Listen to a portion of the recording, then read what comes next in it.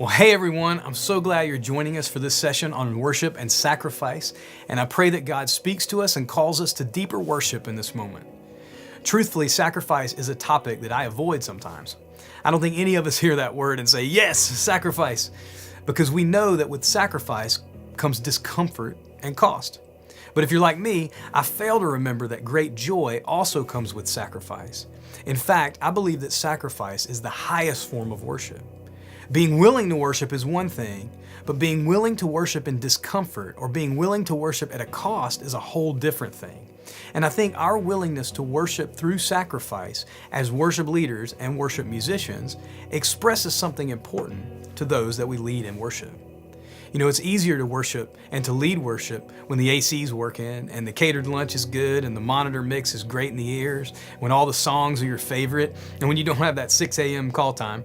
But it's harder to worship and to lead worship when the conditions aren't as favorable. Maybe front of house asks you to use a different piece of gear than you're used to, or maybe the song you've worked so hard on gets cut from the set, or maybe the song that you wanted to lead is given to someone else to lead. You know, I think of all the discomfort that the Apostle Paul experienced in his ministry, and through it all, his ministry made a massive impact. Paul talked about all the things that he went through in 2 Corinthians 11. He was shipwrecked. He spent days adrift at sea. He was beaten. He was hungry. He was thirsty. He was in danger from robbers. He was in danger from the elements, and he was even in danger from his own people. But he welcomed the discomfort. He welcomed the sacrifice because it was in those moments that he knew God was with him. It was in those moments that he gave up his own comfort for the sake of others and for the sake of the glory of Jesus. And that is sacrifice, and that is worship. Hebrews 13:15 says, "Through him," meaning Jesus, "then let us continually offer up a sacrifice of praise to God. That is the fruit of lips that acknowledge his name." You see, worship has to cost us something. And there's a great story of this in 1 Chronicles 21. The Lord commands David to bring an offering to worship him. So David goes to buy a place to make this offering to the Lord. A man named Ornan sees David coming. Ornan knows that David is the king, and he rushes to David and bows down. And David tells him that he's come to buy a place to build an altar to the Lord. And Ornan offers the place and other things to David for free, because he's the king, right? But this was David's response in 1 Chronicles 21:24.